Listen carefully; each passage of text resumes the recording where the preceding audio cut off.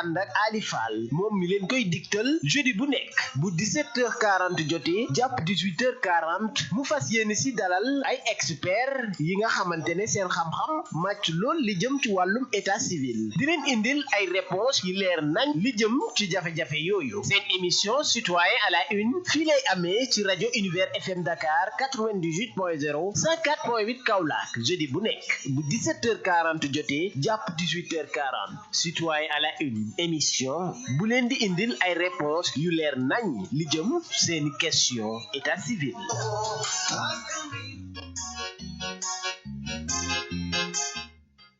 asalaamaaleykum waa Sénégal asalaamaaleykum waa Univers FM Kaolack 104.8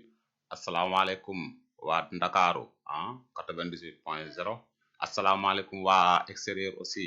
ils sont nombreux à suivre l'émission parce que daf leen di jàngal ñoom ñu nekk ñu foofu à l'extérieur asalaamaaleykum waa kër gi personnel bi fi nekk yëpp ñoo leen di nuyu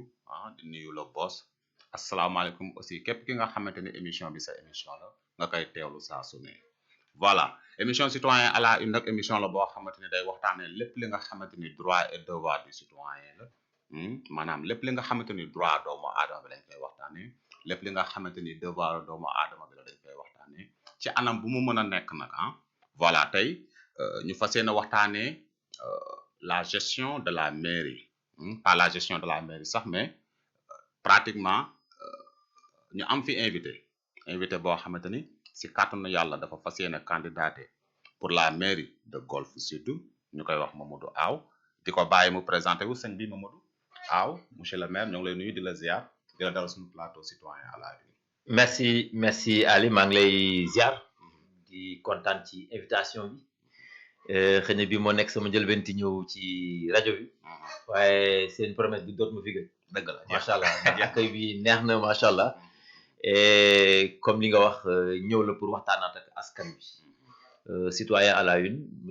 pour man lu am solo la et ku nekk war na ci mën a gis bopp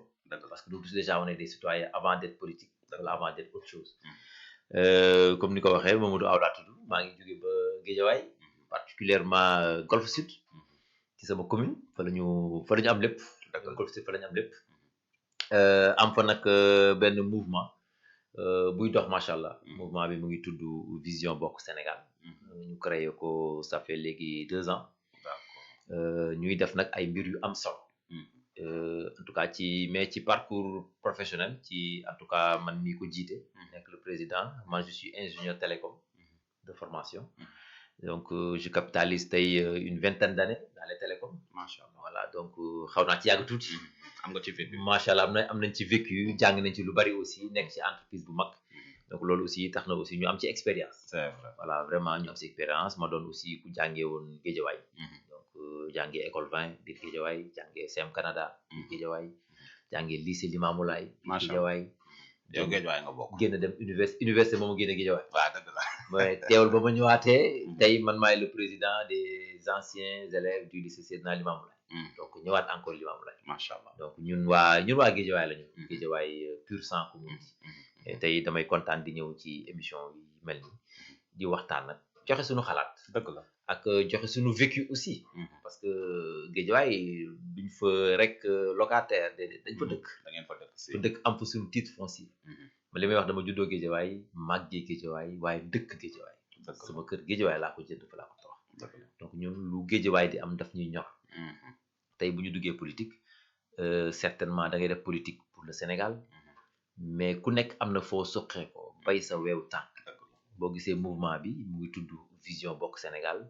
mais philosophie bi bay sa waar la d'accord bay sa waar ku nekk mais est-ce que mën nga ñu revenir raatal tuuti mos nga ci tuuti sa parcours mais mën nga revenir raat tey ci sa parcours ak lan moo la gën a animé à ce que nga bëgg candidaté wu à la mairie de Golf Sud liggéey bi daf la doyul wala qu'est-ce qu'il y a waaw xam nga bii day nekk sama deuxième participation aux élections locales d'accord man depuis très jeune ñun on s'est toujours intéressé aux affaires de la cité d'accord man déjà la cité dans laquelle fi ma nekk mu cité Amo 3 à un moment nekkoon naa fa sax le président de l'association des jeunes presque pendant 10 ans léegi bon jàll nañ foofu jox nañ ko ñeneen ñoom aussi ñu ngi koy doxal quand on était plus jeune ñun on s'était dit que suñu koñ ñu ñooy nekkoon mag yi parce que ñoom sama ñoom papa ñuy ñëw foofu ñun fa lañ màggee. si donc ñun ñoo nekkoon magu cité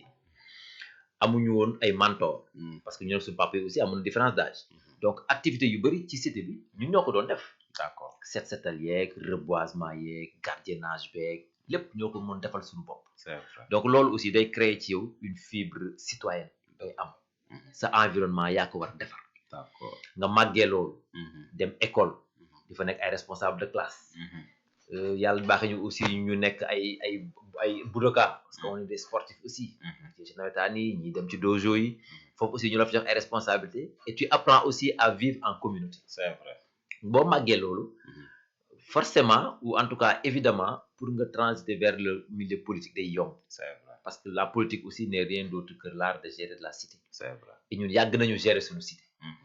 donc chemin faisant dem nañu aussi am na aussi yiñ ci taj ci yoon bi ñun amoo trois lañ dëkk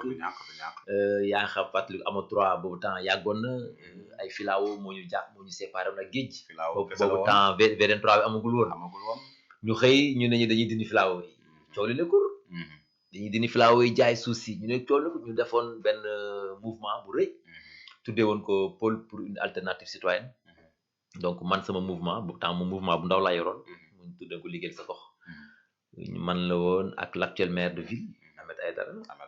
ak ndem si yàlla Mamadou Dieng moom moomoon vision bokk vision Guédiawaye à l'époque ñu dajale ñun ku nekk doon xeex sa côté ñu nañ boole doole yi xeex ko donc yooyu yëpp aussi nekkoon ci nan la ñuy gérer suñu environnement nan lañ koy xeexee dem chemin faisant ba dem ba yàlla jël fii Mamadou Dieng yàlla ñu rëm desaan Ahmed dem côté ma dem côté ci laay soog a engagé wu en politique en solo quoi en solo après ma dugg nag politique nag dans un parti politique nag d'accord dugg naa le parti politique la République des valeurs le parti bu Thierno Alassane Sall donc évoluer fa aussi yàlla fa ma dugg fa quelque temps rek ñu def élection pour fal jiitum cadre yi kàngam yi nekk ci parti bi ma déposé sama candidature ñu fal ma d'accord pratiquement à l'unanimité parce que kenn moo ma voté lu sur les 88 yi ma fa fekk te yi ñëpp fa laa leen fekk parce que aussi ba ma ñëwee wane naa sama degré d'engagement man su may dugg ci dara du ma ko cof da nga ciy dem ba mu jeex man damay dem ba jeex man moom c'est binaire c'est 1 ou 0 soit damay dugg dem ba jeex soit ma ba ñuy dugg du ma ci def dara donc ba ma duggee aussi voilà def loolu et parti cellule boobu rek ci parti bi moom la président bi mayoon ñu def seen élection seen bopp moom tànnul daf ne yéenee tànn la seen bopp seen élection ñu jàll et ñuy dem 2022 aussi ma nekkoon candidat élection locale Golf Sud c'était ma première participation ñu ngi ko préparé ak sama gars yi ñu ngi ko préparé en 3-4 mois xam boobu rek jeune fuga gàtt na mais ñu ne non gestion bi fa nekkoon sama yaay Aïda Sow Diawara maa ngi koy nuyu au passage moo fa nekkoon xam nga génération yi bokkul boobu temps rek non maire bi dafa war a jógee xam nga affaire yooyu ñu tàngal non dañuy war non naa nekk sa candidat nekk candidat parti bi porté ma comme candidat ma dem avec les moyens du bord ñuy tàqale mais dugg ci nit ñi on a eu un conseil on a eu presque 900 et quelques voix ce n'était pas rien pour une première participation yu bëri xamuñu ko woon ñu dem même année bi aussi formé benn coalition Aar Sénégal yaa ngi koy fàttaliku ma nekkoon tête de liste aussi au niveau départemental loolu aussi nekkoon ci ay jàngat gagné wuñu c'est normalement non mais voilà mais on a quand même occupé l'espace et on a quand même appris 2024 naturellement man ma accompagné sama candidat Thierno Alassane Sall ñu dem yàlla def lu muy def Bassirou Diomaye Faye jàll au premier tour après ma taxawaat ak ñi ma àndal sama gars yi ñi créé mouvement bi ñoom Fane ñoom Elimane ñoom Djibi ñoom Kiné Famina Aïssata Jean Lib matuñu woon 10 au début bañ toogee ñu ne léegi nag comme lépp jeex na xeex nañ ci politique wax nañ suñu xalaat léegi jot na nag ñu ànd ak ñi fi nekk defar Sénégal parce que nit aussi mën a continuer di xeex rek c'est vrai en un mois da ngay taxaw defar mais nan la ñuy defaree ñu ne comme ñun demuñu fëgg yi palais pour uti ay poste ak yooyu parce que ñun ñu ngi liggéey ñu ngi sant ñu ne suñu koñ fii fu ñu nekk nii Guédiawaye Golf Sud nañ ko defar les peu de moyens yu ñu am xalaat bi ñu am nañ ko defar on participe à la gestion collective ci lañ démarré nag d'accord démarré nag teg nag commencé na def ay affaires yu am solo man mouvement fi mu toll nii affaire yu am solo yoo daan ci dugg voilà donc mais yow nga bëgg nekk maire ci contexte boo xamante ni tey bon du ma ni actuel maire bi mi ngi def ay effort mais bu ñu sentir ne dañuy gis ni moom tamit waa Golf Sud xaw nañ ko jox tuuti baat par rapport ak adversité boobu yow tey amoo dara lu la xaw a yëngal parce que moom tamit def na ay réalisation quoi qu'on puisse dire par rapport tey ak moom mi nga xamante ni tey Golf Sud jox nañ ko baat est-ce que yow tey macha allahu taala xam naa gis naa li ngay def parce que solo yow ñun ñoo bokk dëkk Géejawaay mais est-ce que tey par rapport ak adversité boobu yow tiitoo dara par rapport ak la dame mairesse bi nga xamante ni tey elle fait des efforts malgré tout elle fait des efforts. waaw xam nga man je suis pas nihiliste quoi. man du ma wax ni mukk nit ki deful dara. même dans le langage abus de langage da nga naan non deful dara. def na nanga ma nga loolu abus de langage la. mais lu bëri lu mu war a def ko. loolu c'est le constat. ça c'est mon constat à moi et c'est le constat de la majorité des gens de Golf Sud. parce que lu tax ma koy wax man damay dox dugg ci cité yi dugg ci quartier yi Golf Sud 35 quartiers man dox naa quartier par quartier 2 ans laa def mu 2 ans du 2 jours du 2 mois donc j'ai eu le temps de faire le tour gis xool et nit aussi da nga koy juger par rapport ak li mu engagé woon da koy def waaw est-ce que def na ko parce que loolu la ñuy nattee waaw c'est vrai loolu li mu engagé li mu campagne li mu jaay nit ñi ba ñooñu jënd waa Golf Sud jënd man candidat laa woon mais def na ay effort quand même waaw non foofu laa ñëw xam man candidat laa woon moom candidat la woon man jaay naa jënduñu moom bu li mu jaay la ñu jënd c'est vrai ma kontaanoon ci trop parce que ñun ñaar aussi man c'était le premier candidat à aller la féliciter këram donc pour man c'était la génération qui était mais boo amee loo jaay buy jeex aussi dañuy natt waaw lan nga fi jaayoon évaluer lan nga def c'est vrai loolu lañu gis ne lu bari ci lu mu jaayoon def ko am na yu mu def priorité yi wax na ay kii ak yooyu mais ñun lu ñu gis on n'a pas vu li mu jaayoon nattu bi amu ci moyen mais ñun xaaruñu woon foofu xaaruñu sax ñun heure de bilan parce que yaa ngi koy wax nit ñaa ngi koy gis dañoo def avant le bilan parce que dañ ne suñu participation citoyenne aussi dañ koy matal c'est vrai parce que fi lañ dëkk ñun Golf Sud kenn ëppalewuñu fi kenn foo juddoo màggee fa toog fa kenn ëppalewula fa nga sañ fa jënd kër toog am na ñu màggu nag ñu jënduñu fa kër dañoo dem bëri nañ don maire bi dëkku fa papa ma fa dëkk dégg naa la donc xam nga ko ñun ëppalewuñu fa keneen ak keneen yow ëppalewuñu mi fay yeewoo mi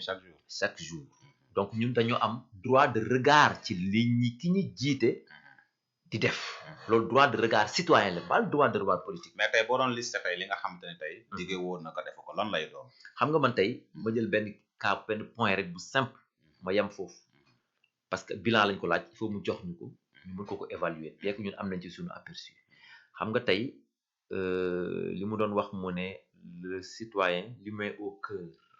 moom day def l'humain au cœur de toutes ces réalisations lu muy def loolu la doon campagne si bind ko nag ne l'éducation mooy nekk priorité boo xoolee ci budget bi su ma yemee ci budget ren rek école yi mu ngi leen di indil ci budget bi subvention wala appui wala ñu ko mën a tuddee 5 millions ci 14 écoles élémentaires cabinet bi rien que cabinet bi nga jël ñaari rubrique rek ci cabinet bi def na presque 23 millions ci cabinet moom nga jël les missions ak yooyu c'est 15 millions carburant ak yooyu c'est 8 millions comparé pour quelqu'un qui dit que c'est l'éducation est au cœur c'est très minime foofu on sent que dans y a des manques de classe dans mais les écoles y a des manques d'équipement mais ñun man ak le mouvement Vision Bokk Sénégal dañoo dem ci benn école dama yem ci bonne école boo am na yeneen école loolu dina si ñëwaat école bi daf ciy romb chaque fois ñu interpeller ko ci lu bari ne salle de classe yi fonctionné wul pendant 2 ans defar ko ñun ñoo jug dem ci école bi defar salle de classe yi et ça nous a même pas valu 3 jours ñu defar ko c'est vrai élèves yi jàngiwaat moom loolu et pour quelqu'un qui dit que l'éducation est au cœur et am na yeneen école xam nga man du ma bëgg di wax lu ma amul fait man damay taal sama oto dem ci école dugg ci école bi waxtaan ak enseignants yi jël samay vidéo ak samay photo parce que looy wax aussi day nekk lu leer na am firnde da ngay école bi délabré complètement et nga gis à côté d'autres activités qui sont faites par la mairie mais écoute où sont les priorités c'est vrai donc loolu yëpp nga gis ko day laaj aussi nga interpeller ko ci moom ne pourquoi lii te loolu ci éducation bi laa yem ñëw ma ci yeneen bi domaine de compétence pour dire ñun daf ñu soxal moo tax ba ñu gisee ne doxalul ñun dañuy jóg ne dañuy sampaat suñu dënd mais samp bii bokkul ak samp bële waaw bee samp tàggoo bee samp nuyoolu waaw bii samp dëgg la te dañ koy jël parce que ànduñu ci ñun rek dox bi ñu dox ni dugg ci quartier yi dañuy dem gis ñi nga xamante ne ils ont eu la même vision le même degré d'engagement que ñun pour defar golf ñu tàllal leen suñu loxo ñoon jox ñu seen loxo ñu ànd xam nga boobu dàq parce que man dama gëm gestion collective gestion inclusive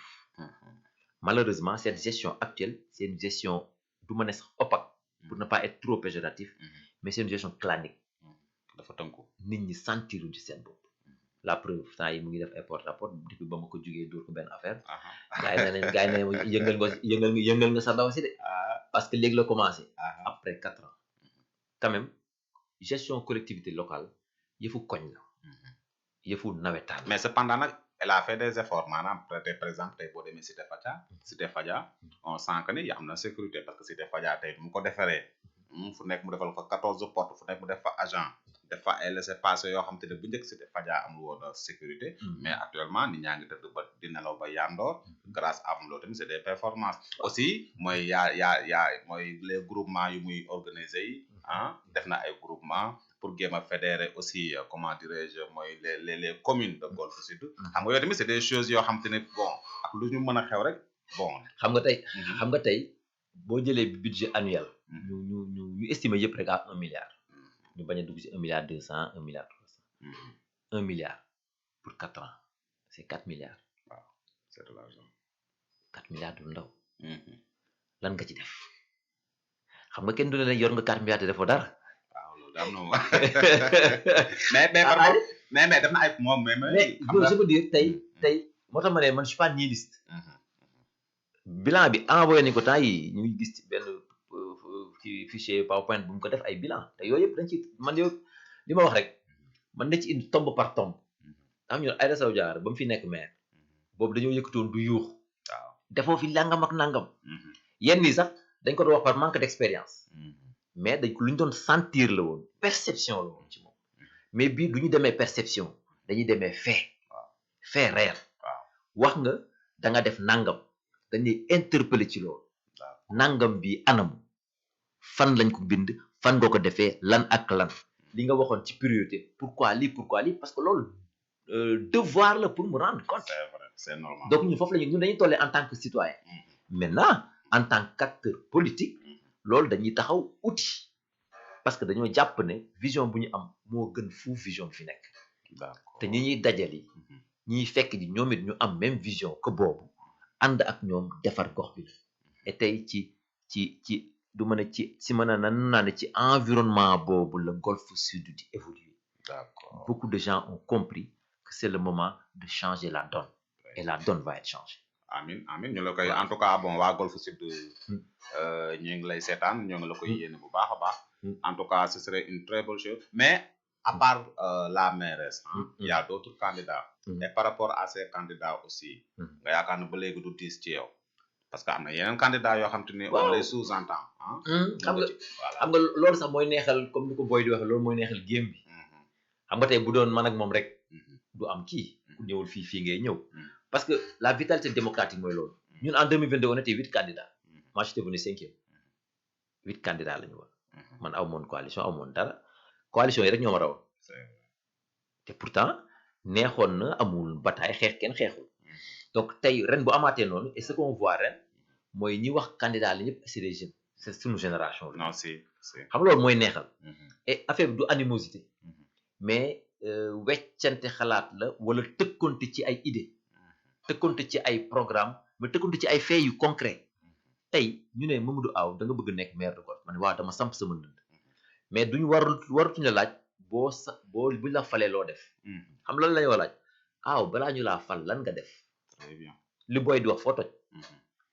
lan nga def qu'est-ce que tu as fait qui peut prouver que ne yow boo la joxee dinañ la wóor donc ñun le mouvement ça fait 2 ans xaaruñu ñu ne élection day jot dañoo def des choses concrètes lu ñëpp ci golf au-delà même de golf parce que man am na ñoo xam ne dañu ma ñëw suñu ne pourquoi ngay candidater juste pour golf pourquoi pas Guédiawaye parce que li nga def Guédiawaye aussi bëri na nit ñaa ngi koy gis ma ne waaw man parce que c'est golf ma commune de cœur moom laa bëgg maintenant appartiendra au groupe ak coalition bu ñu dugg ak yooyu parti bu ñu loolu peut-être mën nañ ci ñëwaat après fan lañ yaakaar ne fa laa gën a mën a amee njëriñ parce que yow nit aussi da nga am sa bëgg-bëgg mais nit ñi nekk ak yow aussi ñoo lay wax ñoom aussi fan lañ gën a bëgg na yow foofu nga leen amal njëriñ parce que ñun Sénégal la ñuy liggéey pour liggéey Sénégal mooy ki liggéey sa gox donc tey le fait que mu am ay candidats jeunes et candidats yi je te dis am na candidats yoo xam dañuy man damay candidats yu bëri dañuy toog di waxtaan parce que ñoo bokk li ñu bëgg et l'idée c'est de former des blocs et c'est possible mën na nekk si su ma gisee ku mel ni Yade te ñëw kër ga may dem këram ñu tam feneen Ibou Diop ñeneen ak ñeneen j'en peux citer d'autres dañuy waxtaan ci lu nekk pour dire que c'est pas kii falu mooy important mais lii falu ak nan lañ koy falee ak bu fa toogee nan la ji toogee ak moom donc moo tax ren j'ai beaucoup apprécié la diversité déjà des candidats mais surtout la diversité de la candidature jeune waaw surtout c'est des jeunes qui ont envie de faire et du ay como c'est des gens boo toogee waxtaan ak ñoom chaque fois am na looy jàng même ñoom donte buñu demee ñett lañ naan yow buñu ñëwee am na loo jàng am na loo leen jàngal mais yow aussi am na loo jàng ci ñoom non xam naa si benn semaine nit lañu xam naa ci ay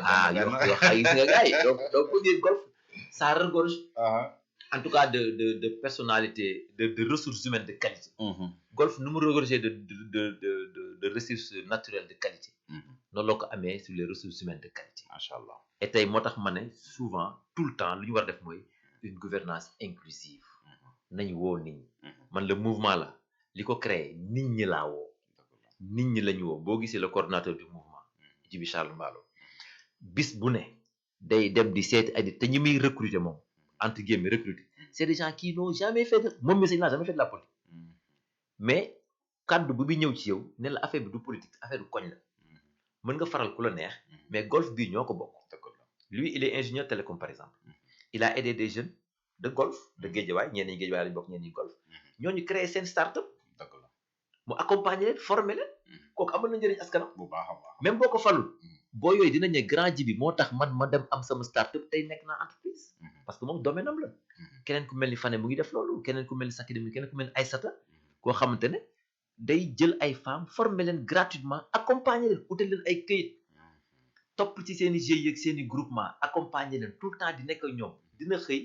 ñooñu duñ ko gis du leen gis mais ñooñu continuer nañ seen liggéey defaral parce que indi na ci ay njëriñ donc ñu mel noonu foog ñooñu ànd defarandoo parce que ñoo bokk amour bi ñu am ci seen local voilà muy lu am importance di leen fàttali ni yéen a ngi seen émission citoyen à la une bu fekkee am na ñu si bëgg intervenir mën nañu intervenir au 33 822 99 55 mais tey sang bi aw dañuy gis ni aussi maanaam dëkkuwaay yi dafa xaw a jaxasoo te dañuy sentir ni banlieue nit ñi amatuñu fu ñu jaar tey bu la yàlla defee tey maire par rapport ak Guédiawaye tey nga xam ko ma xam ko foo romb bunu doo dox ci tali bi nit ñi amatuñu yoon bu ñu jaar lal fii toog fële est-ce que tey am nga vision boo xamante ne tey boo toogee di nga ko indi ba waa Guédiawaye sentir seen bopp parce que tamit xam nga yoon boo xat dafa métti maanaam yow amoo fu dul trottoir bi war si jàll trottoir bi boo si waree jàll mujj gi sax da yàq oto yi yaa tali bi oto yi yéenay bokk tali bi xam nga par rapport à ça aussi tey est-ce que mën nga ñu si indil tey boo ñëwoon toog tey nooy gérer loolu parce que c'est très important waa Guédiawaye dañ koy jooy xam nga tey comme tu as dit ñun loolu daf ñuy impacter ñun ñi suñu bopp mais xam nga booy gérer mbir da nga ci dugal ñëpp yoon bi bu xatee am na ñu ko xatal ñi ko xatal lu tax ñu toog fa par exemple occupation de la voie publique ñi ngi fa fekk il faut que nga am noo waxtaane ak ñoom mais loo leen proposer aussi tey man du ma ñëw ci ku mel ni sama benn xarit maa ngi koy nuyu au passage Sidi def liggéey bu am solo nee moom occupé wul mais nga ma jël exemple ci moom bu demoon ci benn place moom dafa occupé voie publique mais moom mu ngi embauché ay xale mu ngi il fait travailler des jeunes nit ñaa ngi ñëw di ko wuy si parce que arrangé na moom par exemple c'est un vulgarisateur da jaay pneu tey side boobu yëpp ci moom la ñu ñëw kooku c'est un élément central buy def liggéey boo xam ne ñëpp lañu gis seen bopp kooku boo bëggee tey nga ne dafa fat yoon nan la ñuy def ba moom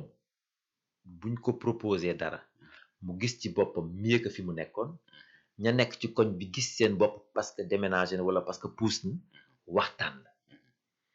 waxtaan la déjà mais yow aussi en tant qu'édile d'une commune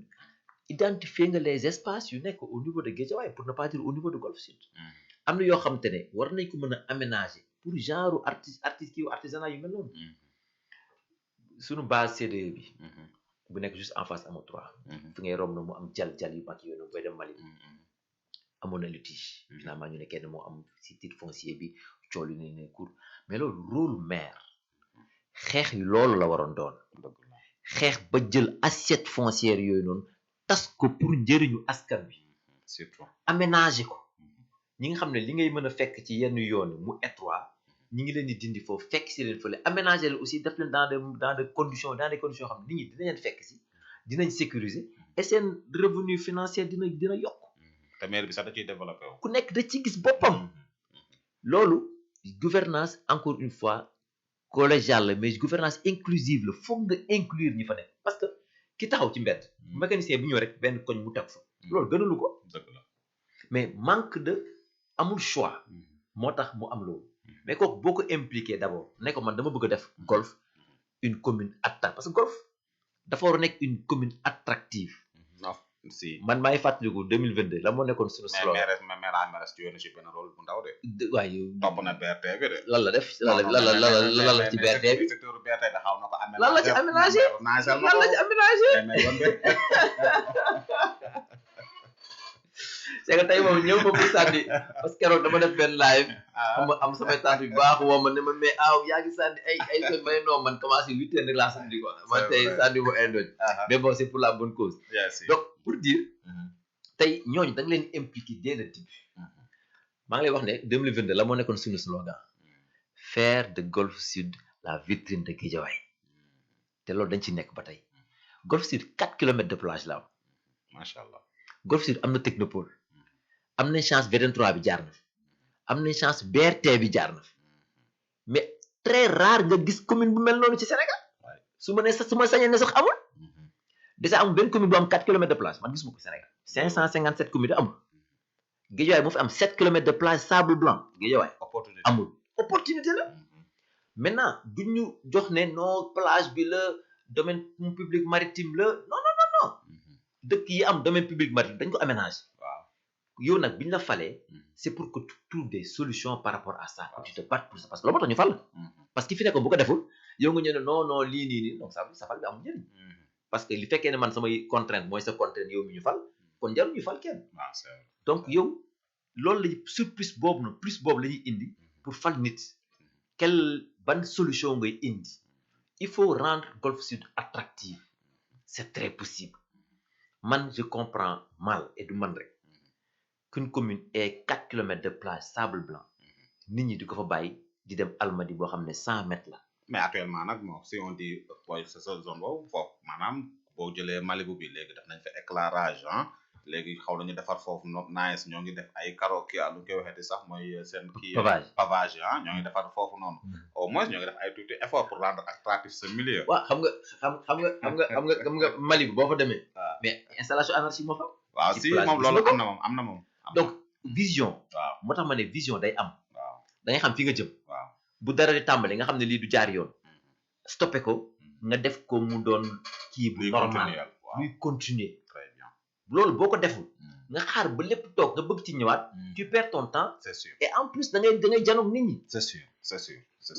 pavage yooyu ñu def kii c'est bien man histoire de d'aménagement c'est bien c'est vrai mais est-ce que c'était la priorité waaw mais tamit xam nga Malibu ak nu mu mel aussi tamit bu ñu fa deful bu ñu ko rendre bu ñu fa deful tuuti sécurité aussi loolu lan lay dugal ci franc symbolique ci franc ci tey jaaykat yooyu fa nekk ñoo ngi jox mairie bi non dama ne non jaaykat yi dama laaj leen non ñoo ngi joxe dara joxewuñu ko là c'est pas bien organisé bu fekkee dara joxewuñu non ñun dañuy dugg ci jaaykat yi mais mairie dañ fay ñëw waa mairie ñun dañuy dugg ci loolu peut-être dinaa jëlaat beneen kii pour indi ay faits concrets non da ngay ñëwaat incha allah wax la point par point ñaata jaaykat jaaykat diw moo wax parce que dañ ma koy wax mais man tout le temps damay balaa may wax ak nit aussi naa ko dinaa wax nangam ak nangam ak nangam parce que yaa ma wax nangam ak nangam la nga ci teg mais ñun foofu la ñuy nekk Malibu ak sama kër c'est 100 mètres donc foofu lay entraîner donc xam nga pour te dire dafa am ay priorités yu wax am aménagement lu rafet ñëpp ko bëgg waaye priorité bi fan la c'est sûr tey ma jox la benn exemple 14 écoles élémentaires pour revenir encore ci l'éducation mais am na école yoo xamante ne seen kii ñu ngi menacé pour daanu bari na ci kañ loolu du priorité si loolu ak aménage jardin public la mooy priorité pour kii waxoon ne éducation mooy au cœur de sa gouvernance loolu la waxoon moom bu muy ñëw priorité bi fan la poste de santé fiñ mi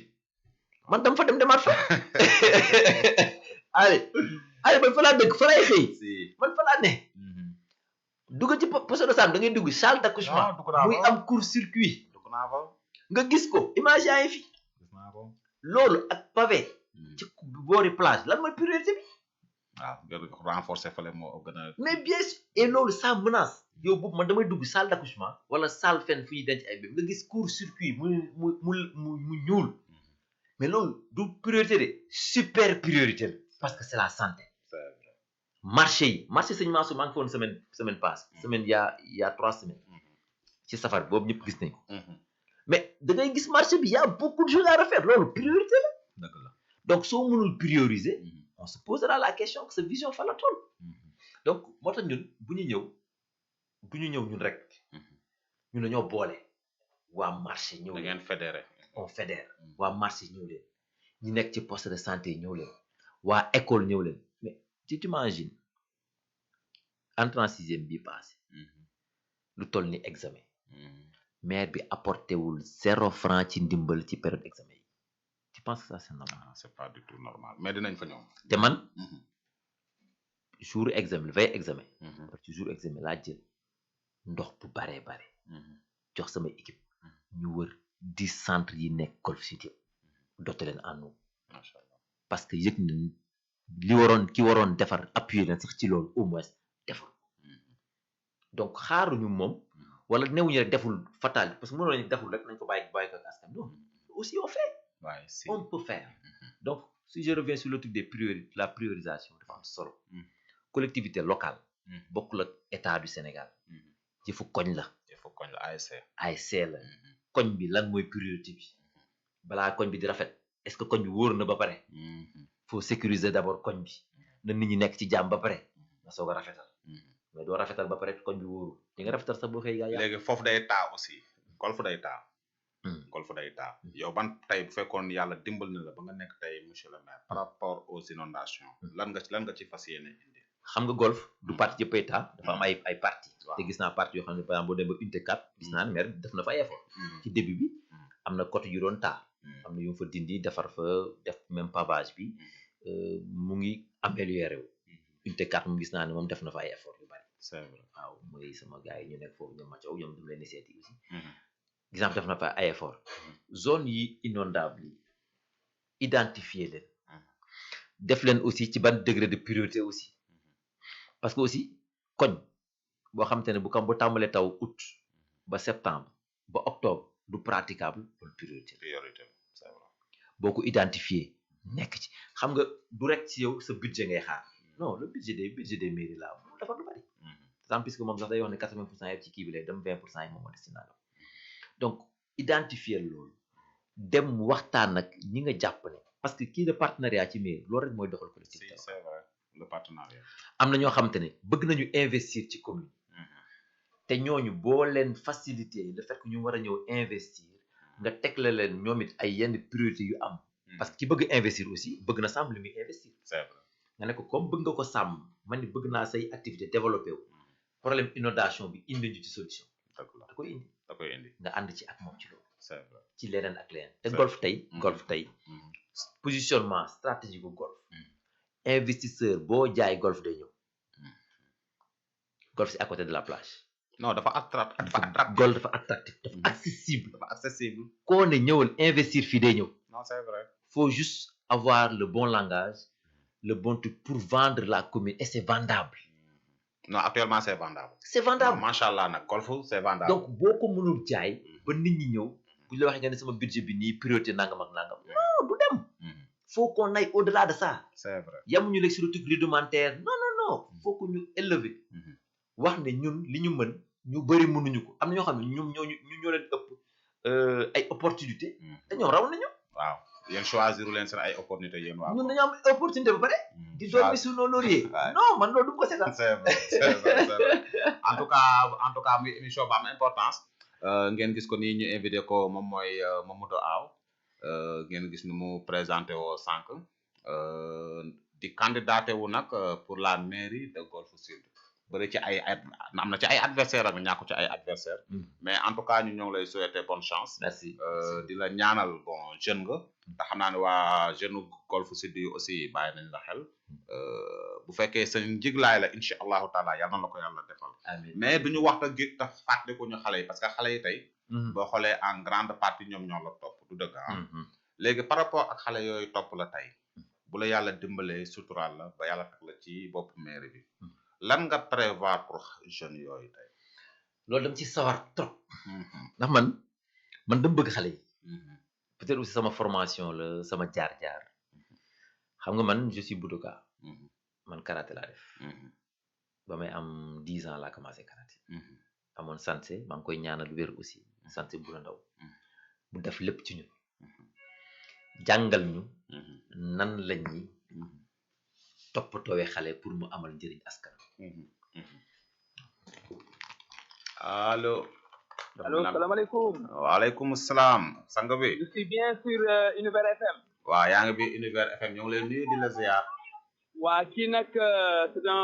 mun nañ ne promotionnaire wala camarade de classe di Mamadou Aw vers les années 85. ah macha allah ñoo ngi lay ziar bu baax sang bi noo tudd ak fooy wootee.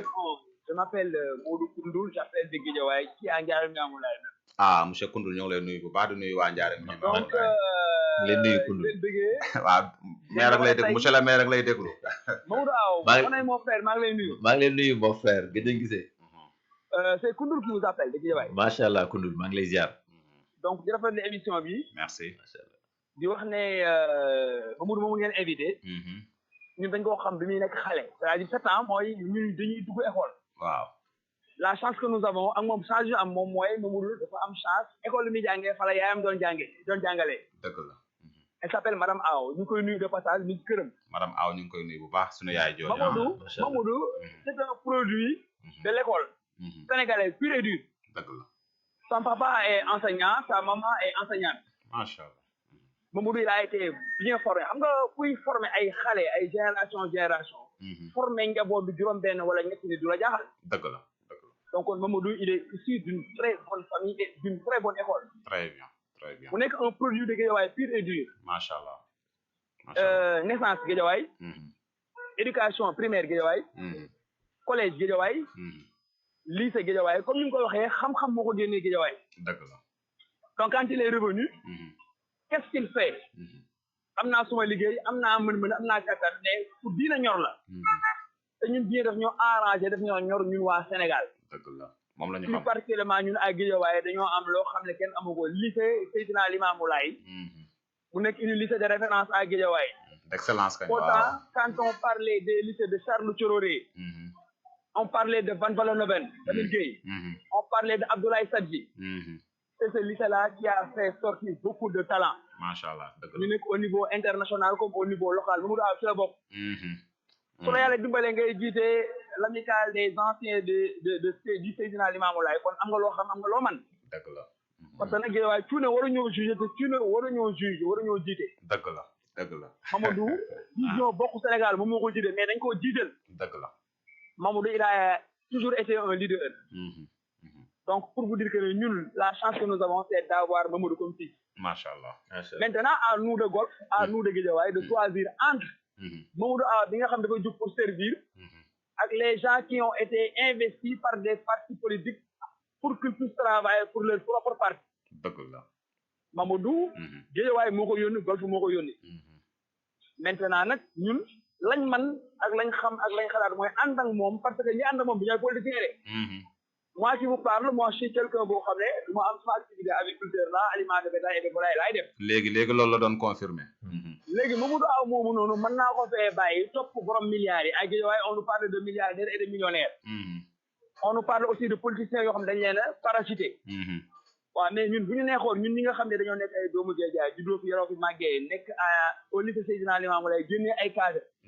ñun bu ñu neexoon ñu topp borom am millions yi wax dëgg mais bu ñu toppee Mamadou Aw c'est parce que il a quelque chose dans la tête et il veut servir la ville de Guédiawaye et il aime Guédiawaye non il porte Guédiawaye dans son cœur tout récemment li mu wax loolu xoolee c'est un slogan international quand il dit quand le mandat s'achève les discours ne suffisent plus waaw c'est vrai loolu c'est une acception internationale la dëgg la kan nga ko bind doomu Guédiawaye dëgg la donc à nous maintenant pour ne pas monopoliser bàyyi nga eggali émission voilà mooy Mamadou Aw ñu ngi koy ñaanal yàlla gudd fan ak wér amiin merci beaucoup di ko jaare femme bi nga xam ne tout récemment moo gaañu Abu Aw amiin nga xam ne ñooñu bu Sénégal mérité dañ ci am wàll pour vous dire que ne Mamadou moomu noonu ñun ci biir vision bokk Sénégal li ñu gën a neex ci moom il nous dit qu'est-ce qu'on va faire li mu yow loolu dëgg la ci moom de non si man xam naa ko qu'est-ce qu'on va faire loolu la ñuy wax qu'est-ce qu'on va faire xam nga un leader c'est quelqu'un buy jiite mbooloo ba pare xam ne mbooloo mi gënu leen c'est ça qu'on appelle un leader et il l'est te lépp lu muy def boole leen ci non dañu ciy boole ba pare bàyyi ñoom liggéey bi noonu la demee te quelqu'un naa la expliquer leen de gis nga golf waaw si toutefois ñu am Mamadou Aw comme maire je me dis que ne gis nga liggéeyu maire yomb na yombul mooy da ngay xam les priorités di ko def waaw parce que le budget de la mairie ñëpp xam nañ ne fonctionnement la tudd waaw mais comme ni nga ko waxee à l'international au niveau local au niveau continental da ngay li nga am li nga moom mooy li ngay yëngal mooy sa link dëgg la te Mamadou il a un bon link moom moo raw gars yi de ndax le président des anciens Limamou Laye waaw loolu Limamou Laye génne ay cadre national et international te cadre yi nekk fu nekk inchallah waaw ci cadre yi nekk aywa ñoo ngi lay jaajëfal sa appel bi merci bay sa waar ku nekk waar bi nga nekk bay ko merci beaucoup inchallah Guédiawaye jëm kanam Sénégal jël kanam jaajëf merci jërëjëf sang bi c'est la première fois la ñu dugg ci émission rajo te on a plus de 40 ans waaw macha allah moo ko waral merci aywa jërëjëf merci à vous jërëjëf merci monsieur on revient à l'emploi des jeunes voilà donc je dis xale yi man dama ci sawar xam nga ñun au niveau de VBS dañoo créer benn concept ñu tuddee ko club citoyen de quartier ay xale la ñuy encadré xale yi ñu ngi am entre 6-7 ans maximum 15 ans xam xale yu voté wuñu xamuñu lu politique c'est vrai mais ñun dañoo am lu ñu seetlu au niveau de la banlieue particulièrement au niveau de Guédiawaye dañu nekk benn génération buy yéeg boo xamante ne tentation yi dafa bari violence bi yaa ngi koy gis simol yi bu làmb ji jeexee nawetaan yi te lépp fa la ñuy jaar nag lépp fa la ñuy jaar même au niveau des écoles da ngay gis léegi xale yi comment ils deviennent violents nga gis tentation de la drogue keroog maa ngi participer ci benn randonnée pédestre du département avec le préfet le maire et tout ça ñu doon sensibiliser contre l'utilisation de la drogue juvénile nga gis ne fléau la biir Guédiawaye ñun ñooñu nan la ñuy def est-ce que dañ leen di bàyyi ak école bi rek ñu xam ne mënuñu def lépp parents yi mënuñu def lépp parce que dëkk bi aussi moo métti ku xëy da ngay uti loo am indi sa njaboot surveillance bi ñun lan moo dara nekk ñun suñu partition ci loolu on a créé des clubs citoyens de quartier quartier bu nekk ñu créé fa benn club xam nga club bi lu muy def dañuy jël ay moments yoo xam ne dañuy boole xale yi âge boobu am ay moniteurs yi c'est des membres de VBS et ñu wax c'est pas des politiques c'est des gens yoo xamante ne ñenn ñi c'est des moniteurs ñenn ñi c'est des éducateurs spécialisés ànd ak ñoom di defante ñoom ay activités yoo xamante ne c'est des activités qui leur parlent ñoom li leen di tere ñu dem def leneen lu bokkul ak lu baax mais di leen yee aussi di yee seen sensibilité citoyenne bi accompagner seen développement personnel voilà boo jëlee xale yi yóbbu leen géej am na benn kii bu ñu def daaw dañoo prévoir yóbbu 50 xale à la plage et boobu c'était pour sensibiliser sur les cas de noyade mais on l'a fait autrement finalement ça on a eu 260 xale dañoo bëggoon wan xale yi ne vous pouvez venir à la plage et sans vous baigner dans la mer et on l'a réussi xale yi ñëw nañ 15 heures ba 19h30 kenn si ñoom xalaatul dugg ci ndox mooy xale yu ngeen encadré xale yi ñu encadré parce que ñëw nañ foofu defal leen ay activités yoo xam ne mais y a beaucoup de cas de noyade là-bas aussi mais loolu mooy problème bi moo tax ma ne tey loolu contribution bi lan lay doon xale yi parce que xale doo ko ne doo dem géej bu ngi seen géej nga nekk doo dem géej loolu c'est le temps sax boo fa nekk mu dem mais wan kat da nga dem géej ànd ak say morom mais boo leen demee jeux yi ngeen di def activités yi ngeen di def dina leen jël temps tellement kenn ci yéen du xalaat dem géej dem ci plage bi mu dox dem ci ndox bi mu dox jël leen yóbbu leen centre d'éducation routière bi Colobane di ko def par cohorte 25 def ci une fois xale yi dem xam code de la route te foofu c'est de la pratique vélo la ñu yor oto dugg ci kii xam heure bu ñuy traversé ki yooyu mu doon lu am njëriñ donc ñu ne club citoyen de quartier yi loolu lay njëriñ xale yi foog nga def leen ci environnement boo xamante ne dinañ mën a jàng mais jàng dans un parce que du bokk ak école mais de beneen environnement boo xam ne ça leur parle et loolu on l'a créé et loolu une fois à la mairie c'est des concepts comme ça qu'on va développer li ñuy dooleel wane ne xale yi aussi suñu contribution ci ñoom ci li lay def et pour jigéen ñi balaa waxtu bi di jeex jigéen ñi aussi surtout la formation des femmes ñun te loolu gis nañ ko ñun suñu femmes yi dañ leen former continuer di leen former dañ leen financer gis nga premier financement femmes yi ñu def c'est sur fonds propres ñun ñoo ñëw ne soxla nañ budget temps cagnotte temps 1 million 500 ñu ne Ali indil aaw indil jibi indil kinne indil keneen ak keneen indil ñu indi ñu dajale en une semaine ñu dajale suñu cagnotte identifier femmes yi ñu war a financer leen mais yemuñu foofu de dañ leen di suivre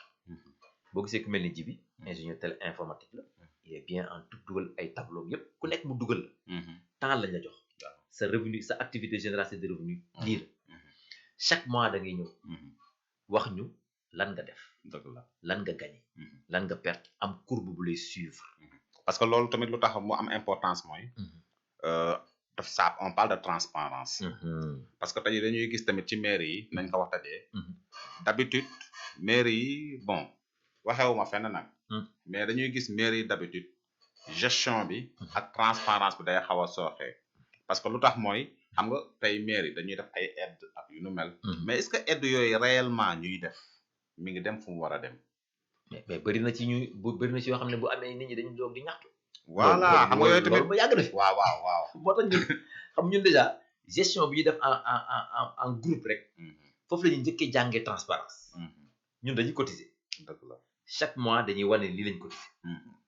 yan activité lañ ci def lii la ki ñu financé da ngay ñëw ñu financé la au vu au su tout le monde chaque mois boo ñëwee sa tableau lañ la koy tegal sa revenu ñu xam ne yow sa revenu fii la toll am ñoo xam ne dañuy ñëw ne ñu ngi perte ku mel ni Fane ñëw taxaw ne waaw parce que lii nga def léegi lii nga deful changer stratégie nangam ak nangam parce que on a des marketeurs aussi ñoo xam ne loolu mooy seen métier jaay nañ ay produits yu jinne mu dox kooku nga accompagner ko ci loolu bu demee mois prochain mu def loolu affaire bi yéeg waaw parce que sa courbe day feeñ c'est transparent c'est vrai et loolu tu le fais avec tes propres moyens le jour où tu auras les moyens de la mairie le budget global nga orienté wu sur les femmes c'est ça tey dox parce que tu l'as expérimenté ñun ay microfinance war nañu bañ gisee modèle bi ñu ne ñëw leen ñu financé leen bëgguñu si woon gaaw dugg noonu parce que après mën na yomb ñu gis ay millions et comme li ñu def rek financé nañ ay femmes ak yooyu c'est bien lu ñu koy def mais ñu gisee wuñ ko noonu ñu dañu bëgg lépp lu ñuy def mu nekk lu viable loo xam ne bu ci duggee au fur du temps duñ ñu soxlooti ñun te ci noonu la ñu former les femmes voilà war a mën accès les femmes ak les enfants dafa am lu am solo lu ci def et la question sur l'état civil parce que waxtu bi daanaka jeex na da ngay ñëwaat nag la question sur l'état civil mooy xale yi nga xam te ne ñoo ngi fa amuñu kayitu juddu man xam nga man loolu mooy sama yow loo mooy sa combat voilà yow par rapport à l'état civil pour ñu tënk ko temps bi daanaka jeex na waaw par rapport à ça man loolu moom dama la ci suivre moo tax xam nga man je suis quelqu'un très ouvert très curieux macha allah li ngay def ci état civil bi man loolu laay copier tam du ma ci sonn ci xalaat parce que gis naa ni ngay orienté proposition yi xale yi identifier d'abord ñan ñoo am problème bi mais loolu pour nga identifier leen foog nga am ñoo lëkkalool bàjjenu gox yi délégué de quartier yi président ASC yi sax dañ leen impliqué ci loolu parents d'élèves ñun on a la chance d'être présent dans les 14 écoles élémentaires xam nañ ñoom dañ ñuy wax ñan ak ñan ñoo am yenn problème yi nga teel a anticiper parce que doo xaar ba BFEM ba entrée en sixième mu ne côté ne jon nga daw ci non tu anticipes c'est sûr ci école yu gën ci classe yu gën a ndaw yi ngay anticiper commencer xam ne ñii am nañu kii nga commencer leen tegal ci loo xam te ne di nga leen mën a suivre utal leen ay kit en bonne et due forme bu ñu commencer def examen du am problème et loolu loo koy waral mooy aller dans les points chauds fi nga xam ne mën nga fa identifier xale et loolu man j'ai bien apprécié vraiment ce engagement envers ça merci beaucoup et comme je dis man xawma lépp keneen xamul lépp mais li ma xam as tuut nga am as tuut keneen am as tuut buñ Ñu ko ko boolee rek defar day moo nekk tax je daal. parle tout le temps de la gestion inclusive dëgg la. ku nekk amal loo indi bu ñu booloo rek mu dox voilà. man ingénieur télécom la Mhm. bu ñu toogee réunion ñu laaj wax télécom ñëppay noppi dëgg la. ma wax Mhm. bu ñu dem ci santé Mhm. ku mel ni Aïssata Mhm. ñëppay noppi déglu ko dëgg la. bu ñu def ci informatique ku mel ni Jibi ñëppay noppi déglu ko dëgg la. ku mel ni Abdourahmane ku mel ni ñam ku nekk am nga sa spécialité boo xam te ne ci nga liggéey pendant 10 15 20 ans macha allah. tey quand je vois ce que tu fais man du ma ci sonn damay copier exactement li ngay def dëgg la. dama xam li ngay def yaa ngi koy def muy dox dëgg la. et loolu c'est un problème qu'on doit dépasser maintenant Sénégal dafa dépasser fu xale bi di amee problème këyit déjà digitalisation bi c'est en marche dañ ko war a gaaw a instaurer mu leer gaaw a def ci moyens yi aussi pour mu nekk lu ci ku judd ci amatul ay kii yuy sori dem nga kii fii lakk nag yooyu non ñu def ci aussi priorité parce que boo ko def priorité tôt ou tard daf lay rattraper. très bien temps bi nag daanaka ay 2 minutes moo ñu dese léegi tey bu ñu la falee tey li nga maanaam sa chantier bu njëkk bi nga war a teg biir Golf Sud lan la war a doon nga tàgguwaale. éducation éducation. les 14 écoles élémentaires doivent être mises aux normes. santé 4 postes de santé la dafay nekk ci sama super priorité. dëgg la. les marchés les 7 marchés de Golf Sud dafay nekk sama priorité man ñett yi lu may ñor la ci lu may tàmbaleel école santé marché d'accord. parce que loolu mooy saa soo xëyee am nga fa soxla dëgg la. école xale yi dañuy jàng waaw. marché soxna si day dugg ji bul sonn. tawat bi am ci poste de santé c'est sûr et man certain. ñett yooyu ñooy sama priorité voilà. voilà. te su ma ñëwee ce sont les premiers chantiers parce que loolu ngay def mu baax nga mën a lu ñuy wax gondi investisseurs yi ñëw maintenant ñu defaral la sa cadre de vie dëgg la. aménagement bi macha ñi allah. ñëw xam nañu école bi dox na santé bi dox na marché yi dox na parce que marché li ñuy wax naan buñ nit ki di la seet ci sa koñ day xool sa marché nu ñu mel marché vitrine dëkk boo demee ci marché bi rek di nga am idée li nekk ci biir c'est vrai c'est donc vrai. ñooñu 7 marché la à Golf nga remise leen aux normes école yi normal xale yi mën a saña bañati nit ñi mën a sañati yóbbu kut seen doom ci privé mais sañ na leen yóbbu ci école publique mais parce que école publique def nañ ko aux normes loolu sac la pour kii di ñëw ci Golf dëgg la. donc loolu dafa nekk suñu priorité te dañ ci taxaw te bii nag du nekk ay mettre au cœur ba pare defi leneen non focus nekk focus macha allah. waaw. allo oui daanaka waxtu bi jeex na ah. salaamaaleykum. waaleykum salaam wa rahmatullah. waa sang bi daanaka waxtu bi jeex na waaye ñu may la benn 2 minutes rek. waaw loolu de taw féex la moom. waaw ñu may la benn 2 minutes rek mais technicien ñu ngi jégalu de amul solo. aja bisimilah noo tudd ak fooy wootee. waaw man maa ngi tudd Moustapha Diouf ñu gën ma xamee Manu. waaw ñu ngi lay ziar. waaw di woote fii ci marché technique di président des jeunes au niveau de marché technique. waaw ñu ngi lay ziar bu baax waaye. di leen delloo ziar bu baax a baax a baax. waaw ñu ngi lay ziar di kontaan bu baax ci appel bi nga woote bi monsieur Awa lay déglu. waaw sa leader la waaw di am plaisir lool rek kooku moom mooy suñu leader. waaw. waaw vraiment di ko féliciter di ko encourager. ndax yàlla seede na ku bëgg Guédiawaye ngi nii. dëgg la. xam naa ni département Guédiawaye moom amul ku ko umpale. dëgg la. rawatina commune bi nga xam ne nag mooy commune bu Golf Sud. macha allah. waaw di jàmbaar lool ñun ñi nga xam ne ñoo nekk au niveau des marchés moom xam nañ ko lool wax di jàll. dëgg la. vraiment muy bànneex muy mbégte jafe-jafe bu ñu mën a am ci marché bu ñu gëstoo séntu. dëgg la. waaw ndax man personnellement musuma def politique. waaye bu fekkee ne ñu jox ko maire bi mooy tax ma nekk politicien moom ngeen jàpp ne man politicien la. macha allah. ndax xam naa ne bis bu jotee maire bi moom. maire bi moom bis bu tegoo ci loxoom moom. dinañ xam ne vrai patriote ngi noonu. waaw moom de nitu Guédiawaye la moom. waaw non aussi jeune bu engagé. waaw. ñun ñu nekk ci 35 quartiers au niveau de Golf Sud miin nañ ko bu baax a baax surtout sax le département laay wax. dëgg la. waaw di jàmbaar loolu dañ koy ñaanal rek li nga xam ne moom la dëgmal. waaw échéance yi nekk ci kanamam.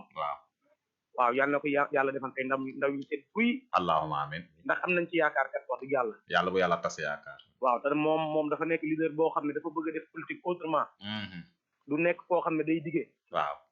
moom déjà dafa tàmbali ci acte ba pare balaa mu naan bëgg na. dëgg la. kon kooku moom bu doxalee rek moom forcément mënuñoo ñàkk bañ am yaakaar ci moom. dëgg la. xam nga ki la dig ndekki jox la ko. waaw. su ne la di nga añ wala di nga reer forcément moom da nga ko toogal xaar. waaw forcément da nga ko war a gëm dëgg la dëgg la waaw ñun moom xam nañ ni moom am nañ leader bu mag leader te Guédiawaye xam naa ne ràññee nañ ko dëgg la ndax lu ñuy xewle au niveau du département dañ ko fi woo lu mu mën a doon nag dëgg la dëgg la les ASC ak secteur bu mu mën a doon boo fa demee ba ci jumaa yi boo nee Mamadou Aw bi xam nañ ko dëgg la dëgg la kon boog ñun moom mënuñoo ñàkk bañ am ci moom yaakaar très optimiste sax laay wax waaw jërëjëf yàlla na ko yàlla bu yàlla tas yaakaar waaw amin waay xam naa waxtu bee na xaw a xoj nag mais dina ñëwaat incha allah maa ngi ciy jégalu damaa yéex a dugg lool sax non yàqul dara temps bee bëriwul xam nga une heure temps daanaka sakkanul daanaka bariwul waaw mais incha allah dinaa def le tout mu ñëwaat incha allah yéen ñëpp ngeen am naa plaisir loolu ndax kooku li ma bëgg a wax ci moom yëpp xajul ci émission voilà ndax déjà dañoo xam l'homme avant ñoo xam le politicien dëgg la waaw lu mu la wax nag jàpp ne nag loolu la gëm dëgg la waaw loolu daal foofu lay daanelee di leen remercier di ko féliciter di ko encourager ndax wax dëgg yàlla physiquement dafa métti ci moom dëgg la ndax Guédiawaye fu nekk lañ koy woo te day bàyyi ay yitteem di dem dëgg la te loolu c'est à saluer je pense yitte la waaw vraiment am nañ plaisir lool ci moom daal aywa jërëjëf ñu ngi lay jaajëfal yow tamit bu baax a baax jërë ngeen jëf merci nekk leen ci jàmm waaw monsieur le maire nag nga tënk ñu tëj xanaa fi nekk nii gaa yaa ñuy bëgg door ay merci en tout cas c'était un plaisir vraiment kontaan naa ci wuyu bi comme j'ai dit fii moom du ma fi gëj incha allah ndax balaa liggéey bu am solo buy am nit ku nekk war na ci am indi sa pierre à l'édifice incha allah vraiment li ngeen def citoyen à la une lii la les citoyens d'abord avant les politiques c'est vrai parce que le Sénégalais c'est un citoyen d'abord c'est vrai vraiment kontaan naa ci ñëw bi di nuyu aussi waa mouvement bi di nuyu aussi waa parti Kiraay yëpp moom may wax parce que loolu peut-être c'est domaine politique waaw loolu mu ñëwaatee dinañ ci développer bu ñu am ci ma ci nuyu ñëpp ñi nekk Guédiawaye ñi nekk au niveau national à commencer par le président Aminata Touré ak ñeneen di leen nuyu ñoom ñëpp aussi di wax rek ne Sénégal mu ñor Sénégal dañ koy defar man loolu awma ci sikk sàkk te jeunes yaa koy defar te defar bi ci gox-goxaati lay tàmbali te ñu ngi ci te dinañ ñu ci fekk si te incha allah gëm naa ne dinañu bokk en tout cas ci dëkk yi ñuy dégg ne am na fu ñu jugee am na fu ñu egg te ay jeunes ko fa yeggal incha allah donc di leen ñaanal ñoom ñëpp aussi di nuyu waa Vision Box Sénégal yëpp sama jigéen yu baax ñi di leen nuyu particulièrement nag ñoom ñëpp Aïssata ba ci suuf